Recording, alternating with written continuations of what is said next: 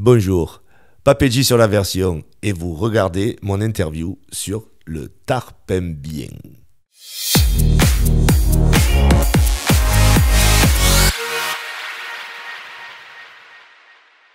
Salut les amis du Tarpembien, on a aujourd'hui le plaisir de recevoir Papedji du Massilia Sound System. Papedji, comment ça va? Ça va bien ma foi. Pas de difficulté à trouver dans le panier? Si, un petit peu, heureusement qu'il y a les deux messieurs là, de l'observance à côté qui m'ont fait passer un bon moment, le temps que tu me trouves. Voilà. Papedji, on te reçoit aujourd'hui alors, parce que tu viens de sortir un clip qui s'appelle Déficit d'humanité. Le morceau est pas nouveau parce que tu l'avais déjà sorti sur un album précédent que tu avais fait avec Rit, c'est ça? Oui. Et là, donc, tu l'as ressorti sous une nouvelle version. Pourquoi avoir décidé de le ressortir maintenant? Alors, parce que, en fait, avec Rit, on a arrêté de collaborer depuis déjà quelques temps. D'ailleurs, on a envie de refaire quelques concerts. Je vous le donne en avant-première. Je ne sais pas tout à fait quand, parce qu'il va falloir trouver le temps tous les deux de s'y remettre. Mais on a envie, on est toujours resté en contact, on est toujours proches. Mais ce morceau, je voulais continuer de le chanter. Et donc, comme quand j'ai remonté mon projet avec le 149 bandes, avec donc mes 6 musiciens, je leur ai dit, écoutez, ce titre, je le chantais avant de rencontrer Rit déjà, et il y avait un autre couplet en plus, et c'était une version carrément reggae. Avec Rit, on en a fait une version blues rap, blues hip-hop, et du coup, ils m'ont recomposé un truc, et je le joue comme ça. Alors j'ai dit, tiens, je vais le fixer, parce que finalement, cette chanson, je crois qu'aujourd'hui, malheureusement, elle est d'actualité. Donc j'avais envie de relancer cette espèce de cri d'alarme quelque part un peu. Et j'ai beau passer l'info au crible, et j'ai pas vu le moindre signe perceptible d'une amélioration tangible. Le malheur frappe toujours les mêmes cibles. Il jure sur le Coran, la Torah, la Bible. Alors pourquoi tous les jours ces actes horribles? Il serait fastidieux et pénible d'en dresser la liste. Impossible, on a un déficit d'humanité. Les nouvelles du monde me donnent envie de pleurer. On a un déficit d'humanité.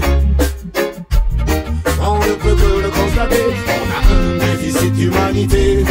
Mais dites-moi dans quel piège sommes-nous tombés? On a un déficit d'humanité. On dirait qu'on a oublié. On s'est dit plus jamais ça, bien des fois, dans l'histoire. Et aujourd'hui, il me semble que l'homme se comporte de façon de plus en plus inhumaine, de plus en plus barbare. Donc ce déficit d'humanité, il fallait en rendre compte en ce qui me concerne, à un moment donné. Ouais. Tu as sorti ce morceau, enfin le clip, le 8 mai, c'était un clin d'œil?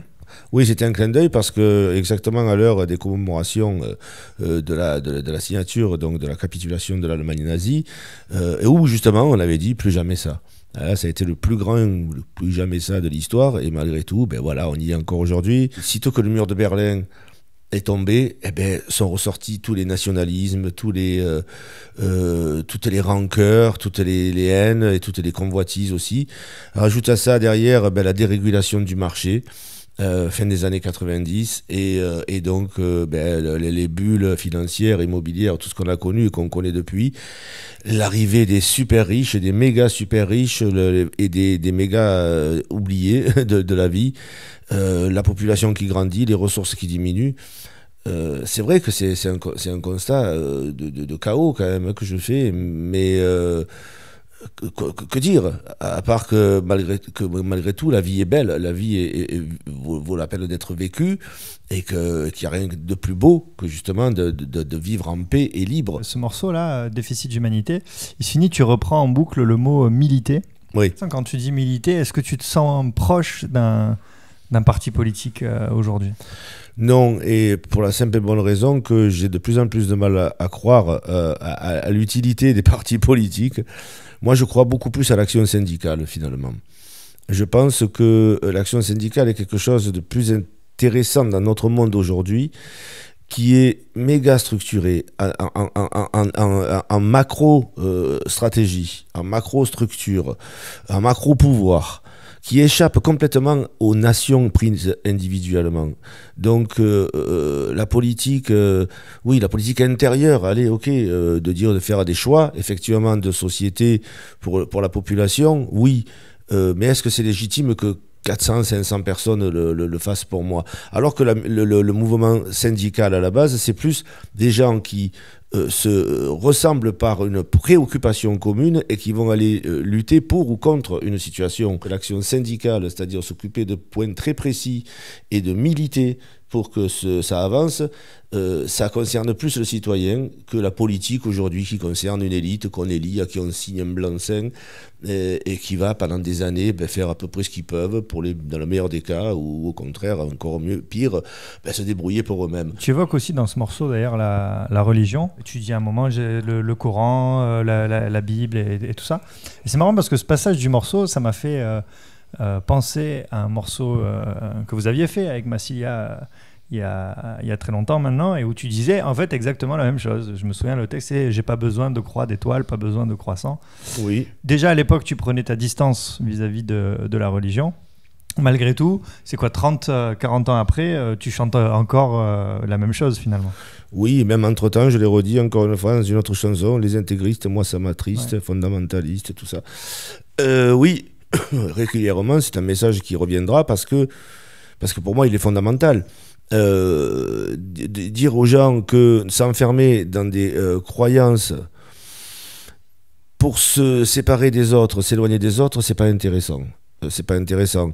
Pour avoir étudié justement un petit peu la Torah, l'Ancien Testament qui en découle, et même le Coran aussi, et puis même l'Évangile, pour voir de quoi il s'agissait. Moi, j'y ai vu pour le moment des messages de paix et d'amour. Donc je comprends qu'on s'attache à ces textes et qu'on ait envie d'en faire quelque chose qu'on puisse utiliser soi-même. Mais qu'au nom de cela, on asservisse les autres, on empêche les autres de penser, de s'exprimer ou simplement de vivre, encore pire, non, c'est dit nulle part. Et donc, je veux dire, la religion, c'est quelque chose qui ne doit pas avoir accès à la politique. Pour moi, c'est une affaire personnelle. Et plutôt que de religion, je préfère parler de spiritualité. Tu es au nom d'un Dieu que l'on dit bon, ça, j'arrive pas à comprendre. Ton dernier album est sorti en 2015, il s'appelait Ragamuffin Vagabond. Oui. Tu en as un autre prévu dans les années, années qui viennent? Un album, il suffit de s'y mettre de temps en temps, et puis on en fait, on va faire 10-12 chansons, c'est pas très problématique. Moi, j'ai tout le temps des choses à dire, j'ai une grande gueule. Donc, à partir du moment où j'ai un texte et un bout de mélodie, après, ça va assez vite de faire une chanson qui soit à la fois dansante et qui colle au texte, à l'ambiance du truc. Mais aujourd'hui, faire un album, c'est compliqué parce que si tu le fais tout seul, c'est jeter une bouteille à la mer. Il y a de moins en moins de courageux qui s'engagent sur le chemin de créer des labels et donc de distribuer des productions. Quant aux grandes compagnies, aujourd'hui, elles ont l'air de se satisfaire de leur business. Elles signent que ce qu'elles arrivent à promotionner elles-mêmes à la télé. Ça rapporte malgré tout pas tant que ça, finalement. Il y a beaucoup de légendes qui circulent sur les quantités de disques qui sont vendus. Il y a pratiquement plus de disques vendus. Donc aujourd'hui, on est sur du streaming, même plus sur du téléchargement. Ça aussi, c'est has-been. Dans une interview il y a quelques années, je le disais aussi. Ouais. L'avenir est dans le streaming. Les gens n'ont pas envie d'encombrer leur disque dur de fichiers. Ce qu'ils veulent, c'est sortir leur smartphone et écouter tout de suite ce qu'ils ont entendu tout à l'heure ou qu'on leur a poussé d'ailleurs, sur lequel ils n'ont qu'à cliquer. Moi, je me réjouis plutôt de ça parce que un album, c'est super si tu es un compositeur qui va écrire une œuvre d'une heure, de 45 minutes, une œuvre où il va raconter toute une histoire, où tout est lié, y compris harmoniquement, tout ce que la musique peut nous amener. Par exemple, le symphoniste, un album. Quand Mozart ou Beethoven composaient 1 heure et demie de musique, c'est un album. Mais toutes les pièces, tout est cohérent et chronologique et tout ça. Pink Floyd faisait des albums. Massilia a fait des albums. 3968, c'est un album.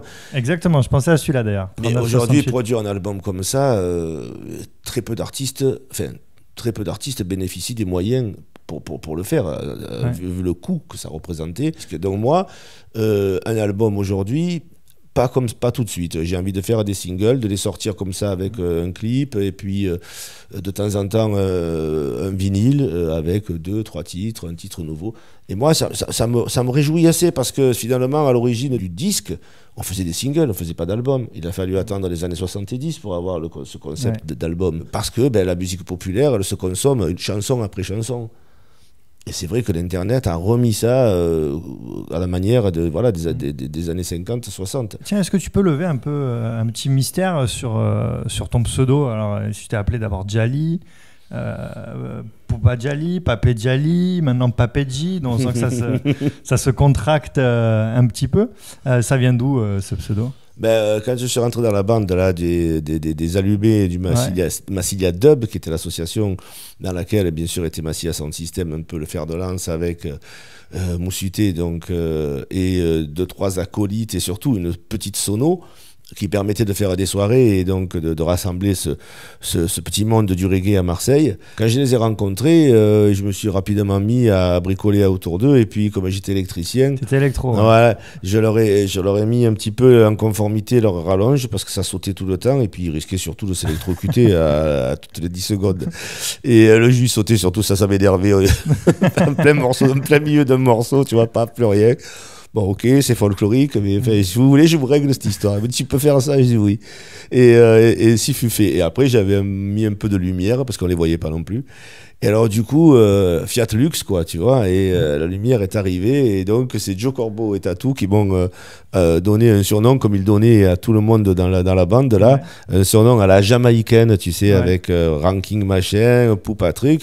Et moi, j'étais Djalight, l'homme lumière. Ouais, Djalight, et c'est comme ça que j'ai inventé Djali, puisque j'ai pris les 2 premières lettres des 2 mots, J-A-L-I. Tu sais, nous, on s'appelle le tarpimbien. Ouais. Si on aime bien les expressions marseillaises. C'est quoi ton expression marseillaise favorite à toi?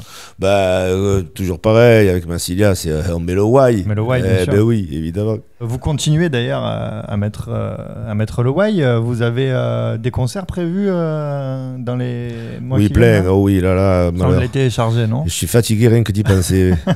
Oui, là, ça rattaque. On a fait un petit tour de chauffe le 4 mai à Istres, à l'usine. Ouais. Et on repart donc 31 à Nice. Le plus près d'ici, ce sera donc le 1er juin, le lendemain à la Seine-sur-Mer pour Couleur Urbaine. Voilà, après ça part en tournée sur juin-juillet, on doit faire quelque chose comme 25 dates. Toi, tu as prévu des scènes seules ou c'est pas trop... Oui, il y en a aussi, il y en a quelques-unes au milieu avec les DJ du Soleil, en juin notamment et aussi en juillet. Après, en août, moi je refais quelques dates tout seul, version sound system. Puis ensuite quelques vacances aussi. Et puis je rentre en résidence pour un nouveau show que je suis en train d'écrire, avec des nouvelles chansons justement, qui devrait donc m'amener un peu sur les routes de France à l'automne et à l'hiver-printemps prochain. Avec un one-man show, là, comme je fais actuellement en mode apéro du papé, mais que c'est où je fais le selecta, le DJ en même temps, mais j'envoie mes effets, j'envoie mes instrus, enfin voilà, je fais le DJ à l'ancienne, comme les premiers DJ de sound system jamaïcain faisaient, c'est-à-dire que c'est eux-mêmes qui jouaient les disques, tout ça, et puis qui ont commencé à tchatcher dessus, et qui ont commencé à animer. Et puis c'est marrant en plus, parce que comme je suis tout seul, je fais un peu ce que je veux.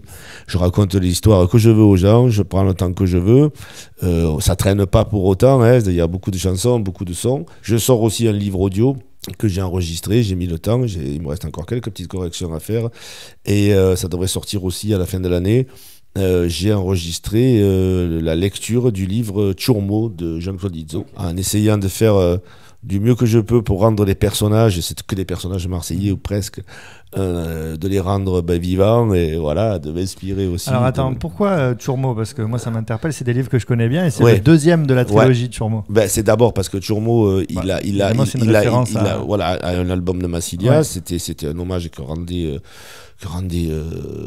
Izzo d'abord, et puis l'idée l'a intéressé, il a créé donc un personnage et une trame un petit peu de l'histoire par rapport à l'attitude de Turmo, et donc il y avait ça, et puis parce que le thème il est super actuel.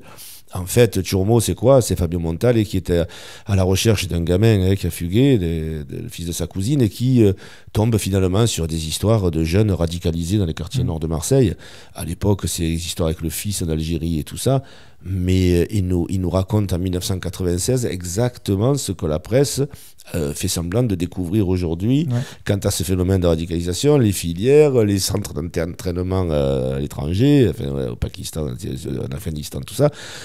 Tout ce qu'on nous raconte aujourd'hui est déjà dans Turmo. Voilà, beaucoup de trucs. Et puis le Forum des langues là qui arrive. Le premier Forum des langues du monde à Marseille que nous organisons avec l'association que j'anime aussi qui s'appelle Boulégué à la Belle de Mai. C'est à la Friche. À la Friche Belle de Mai, donc toute la journée avec des animations, avec 25 associations rassemblées sous des stands qui vont nous montrer tout ce qu'ils font autour de leur langue. Des animations, des initiations, des jeux, il y aura des expositions, des projections aussi de documentaires, il y aura des conférences toute la journée aussi, un espace d'expression libre, slam, poésie, tout ça autour des langues, bien toujours. Il y aura un plateau radio animé par Radio Galère à la fin de la soirée, un moment de musique, de partage, voilà, avec les musiciens issus des associations, tout ça. Papedi, toujours aussi impliqué et investi dans la vie marseillaise. En tout cas, merci beaucoup Papedi d'avoir fait cette petite interview avec nous. On te retrouve donc un petit peu partout sur les routes, que ce soit seul ou avec Massilia, et surtout... toujours bien accompagné. Toujours bien accompagné, bien sûr, évidemment. Et surtout, allez voir le clip Déficit d'humanité disponible sur YouTube. Voilà. Merci beaucoup Papedi. Aioli. Aioli à toi. Et puis on va se faire un film tant qu'on y est. Là, c'est parti. Super, il y a tout ce qu'il faut.